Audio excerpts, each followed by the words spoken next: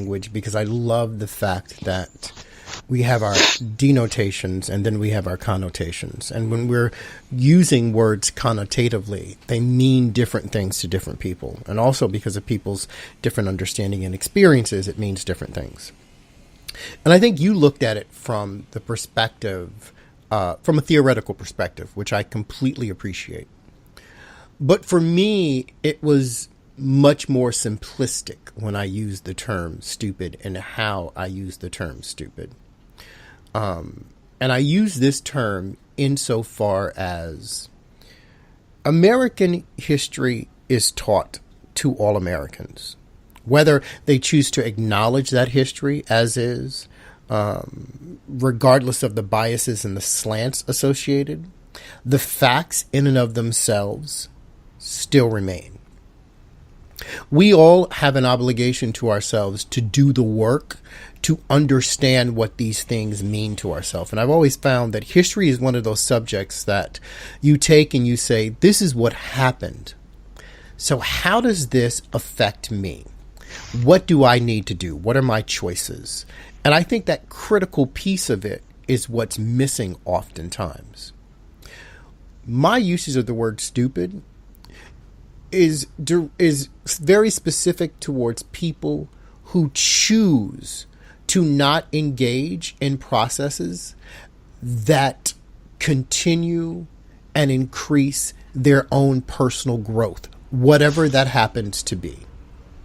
But you do realize that's like 90% of all humankind, though. Well, yeah, I don't see, but here's the other thing. I don't mess with 90% of people.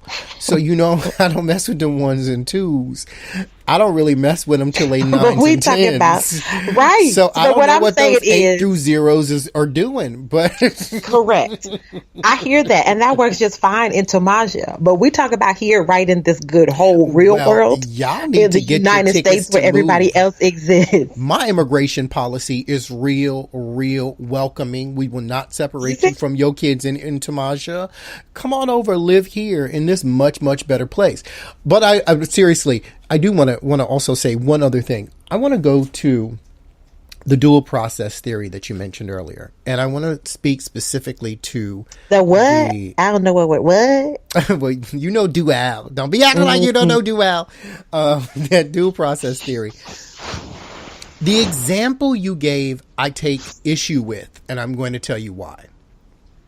Of course, you gave an example. You gave an example of your daughter saying something to you, and your words were, based on my previous experience with her and the things she does, I thought that.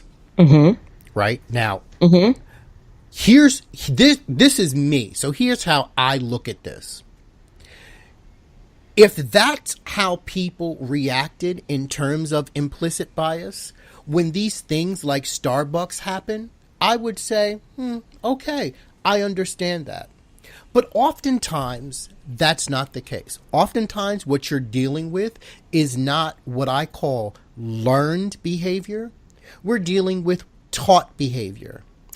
Oh, I'm looking at TV. And on TV, I see black men breaking into homes and raping white women.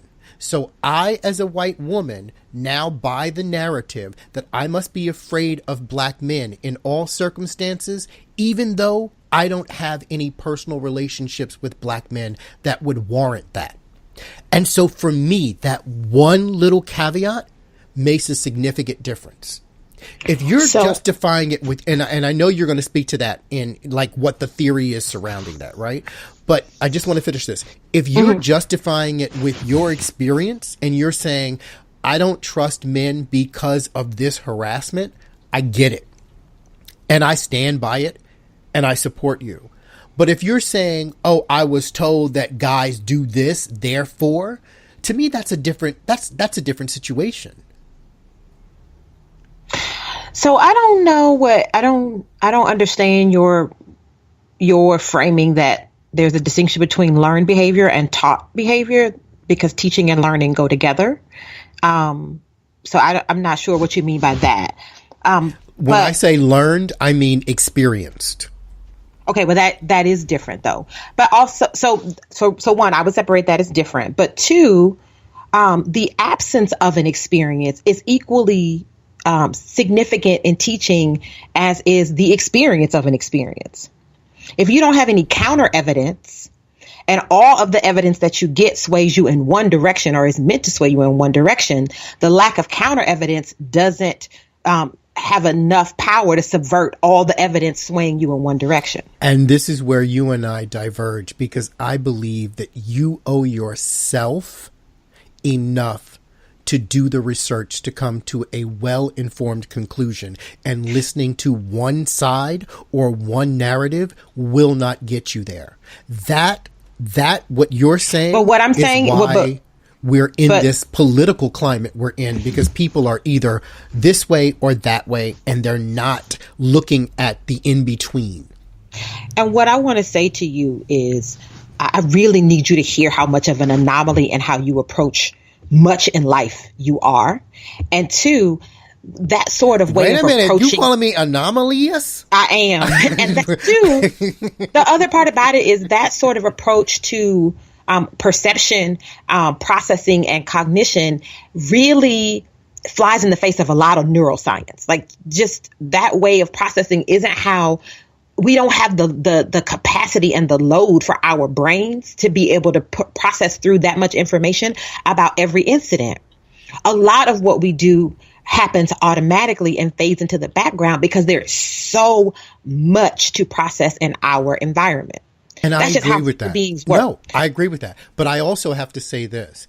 In the absence of experience to make an informed decision, or in the absence of a full range of information to make an informed decision, I oftentimes reserve the right to not participate in that decision making. And so so let's put it like this. Never, let's say I'd never gone to China, and I didn't understand Chinese culture and didn't understand how people are in terms of space. It's the same thing that happens in India. When you get on a train, people are literally pushed onto trains in Japan and China and in India because of the space and public transportation. Let's say I'd never experienced that and I didn't understand how people are in terms of personal space. And I was here in New York and I witnessed that here. I would have an understanding that, okay, this is the way Chinese people are, and they're rude, and they're this, right? One could argue that that's fine. But let me also stop you, because what you're doing is you're actually combining two different parts of why negative racial implicit bias shows up as problematic. It's because you went and you added the word rude to it. That there is a value statement. And this is where the problem comes in. It is not problematic at all that we have implicit biases. Everybody in the world walks around with biases about something. People be like, you don't eat pizza. What kind of person don't eat pizza? You suspect. I don't eat pizza, right?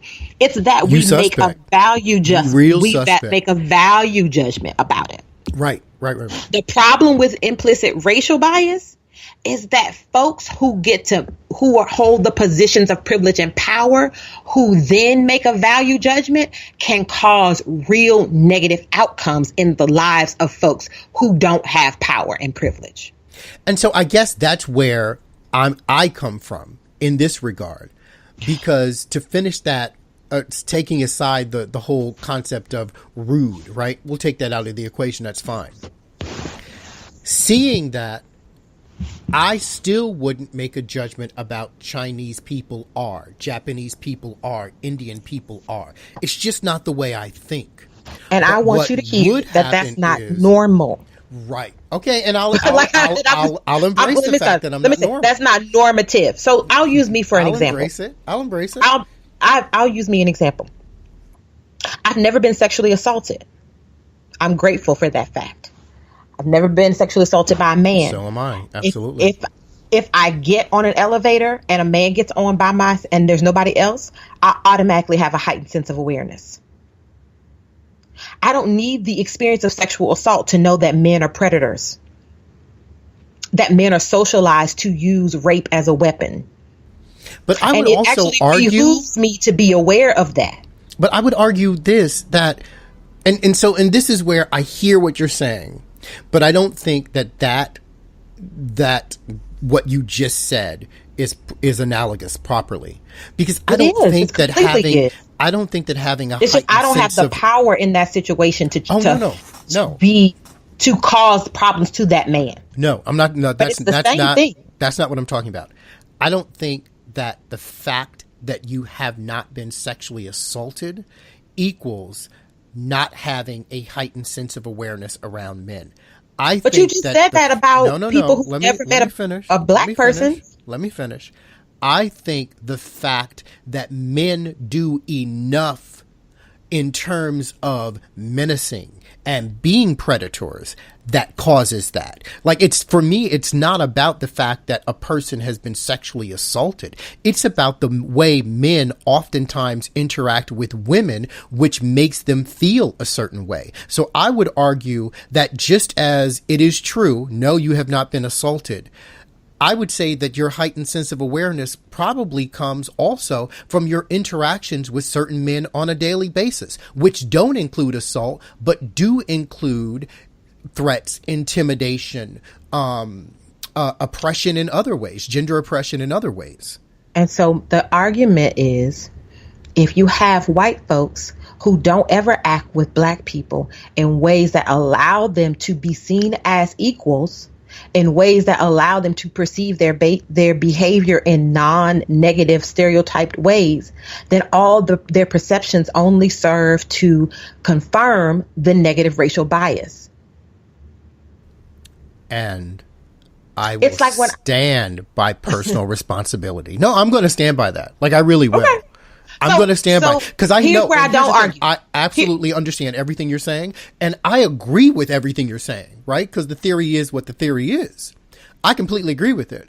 But I think if we're truly going to separate ourselves from the animals, right? Okay. And we're going to move beyond the id into the super ego, then we have to acknowledge that we have these impulses. They are innate to our being, ontological to our existence, and we must move beyond it by taking personal responsibility. And this is the part that always bothers me, because people will say, "Oh, well, no, you didn't just."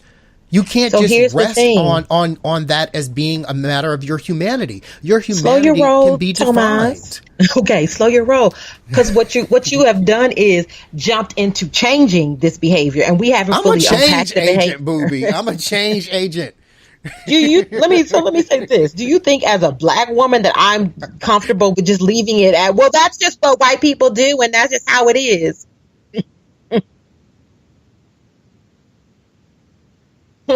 Exactly. I can't trust you. You ain't eating pizza up in here. I don't know what you all about. No, real talk. You have left explanation in the background, in the dust, and moved on to what we need to do about it. And I'm also all for what we need to do about it. But I also think there's danger in moving forward with the holding people personally responsible without fully understanding in what way and how. Okay. And on that note, let's take a quick break, and we'll come back and unpack this. Keyboard Cat, Hamilton the Pug, and Toast Meets World. These are some of the internet's most beloved pets. With millions of YouTube views, shares, Instagram likes, followers, and fans across the globe. But what do all these amazing pets have in common? Their stories started in a shelter. Start your story. Adopt a dog or cat today. Visit theshelterpetproject.org to find a shelter or adoptable pets near you. Training that pet to play the keyboard? Well, that's entirely up to you. Visit theshelterpetproject.org and hear more about Hamilton the Pug, Toast, and Keyboard Cat's amazing adoption stories. Start a story. Adopt a shelter or rescue pet today.